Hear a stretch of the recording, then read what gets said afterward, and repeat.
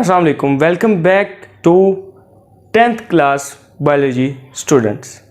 हम अपना चैप्टर जो है वो स्पोर्ट्स एंड मूवमेंट्स का स्टडी कर रहे थे। उसी के अंदर अब जो हमारा नेक्स्ट टॉपिक है वो है टाइप्स ऑफ जॉइंट्स, यानी कि हमने बोन्स के बारे में, स्केलेटन के बारे में पढ़ा। तो अब वो जो हमारी सारी बोन्स नज़र आ रही हैं हमें, ये आपस में अटैच हैं और ये बेंड भी कर रही हैं, ये मूव भी कर रही हैं। तो ये किन चीज़ों के ज़रिए मूव करती हैं, वो कौन सी ऐसी चीज़ें हैं जो इनको आपस में जोड़े रखते हैं। तो वो चीज़ें जो इनको आपस में जोड़ी रखती हैं, वो चीज़ें जो इनको मूवमेंट में मदद कराती हैं, उनको हम कहते हैं जॉइंट्स। इसकी मुख्तलिफ टाइप्स हैं। हमारी बॉडी सर से लेके पांव तक इतने तरह की बोन्स मौजूद हैं, तो जाहिर सी बात है जॉइंट्स की, जोड़ों की भी जो है वो टाइप्स होंगी। तो इस बिना पे हमारे जो जॉइंट्स हैं उनकी 1, 2 और 3 टाइप्स हैं, जिसमें से नंबर 1 हमारे पास इमूवेबल या फिक्स जॉइंट आता है। इनको फिक्स जॉइंट भी कहते हैं, इनको इमूवेबल। अब हमें पता है मूव का मतलब क्या होता है। हम जो लफ्ज़ मूव लिखते हैं इसका मतलब क्या होता है? हरकत, मूव करना, हरकत करना। तो इमूवेबल क्या होगा? यानी कि ऐसे जॉइंट जो बोन्स को मूव नहीं करने देते, बोन्स को हरकत नहीं करने देते, उन जो जॉइंट्स हैं उनको हम कहेंगे इमूवेबल जॉइंट्स। अब ऐसे कौन से जॉइंट्स हैं जो हमें हरकत ही नहीं करने देते, हमारी बॉडी को हिलने नहीं देते? तो जॉइंट्स जो स्कल बोन्स के दरमियान, यानी कि ये हमने स्कल का स्ट्रक्चर जो है वो बनाया है। अब देखिए इस स्ट्रक्चर के अंदर हमारी, अगर आप अपनी बुक में भी देखेंगे तो मुख्तलिफ तरह की बोन्स अटैच हैं। तो वो बोन्स आपस में अटैच है। हम देखिए सर को, उंगली को एक को मूव करा रहे हैं, दूसरी वैसे ही है, लेकिन सर की बोन्स को हम मूव नहीं करा सकते।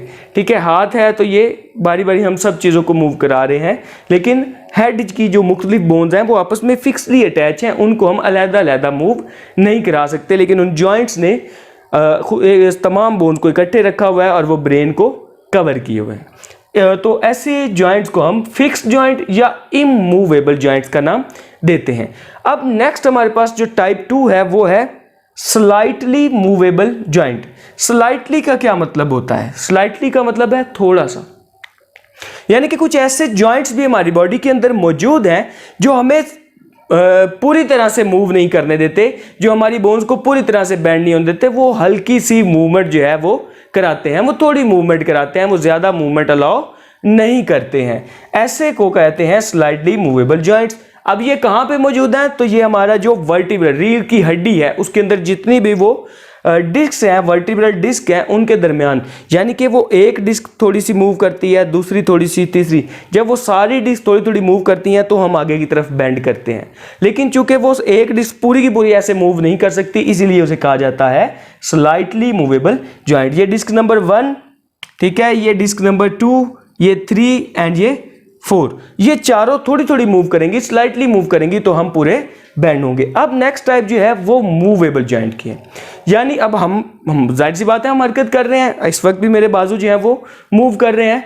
तो कुछ ऐसे जॉइंट्स भी मौजूद हैं जो हमें पूरी तरह से मूवमेंट में मदद देते हैं। कहाँ कहाँ मौजूद है? हमारा हिप जॉइंट। हिप जॉइंट देखें, हम उसके जरिए कितना कुछ करते हैं, कितनी मूवमेंट करते हैं, उठना, बैठना, भागना, तो वो हमें। शोल्डर जॉइंट, ये वाला जॉइंट, हम बाजू को किस तरह मूव हर साइड पे कर सकते हैं। एल्बो जॉइंट्स, ये हमारा एल्बो का जॉइंट, और नी जॉइंट। तो ये वो जॉइंट हैं जिन्हें हम मूवेबल जॉइंट का नाम देते हैं। इसकी आगे 2 टाइप्स होती हैं। ये जो मूवेबल जॉइंट है इसकी एक टाइप है हिंज जॉइंट और एक टाइप है बॉल एंड सॉकेट जॉइंट।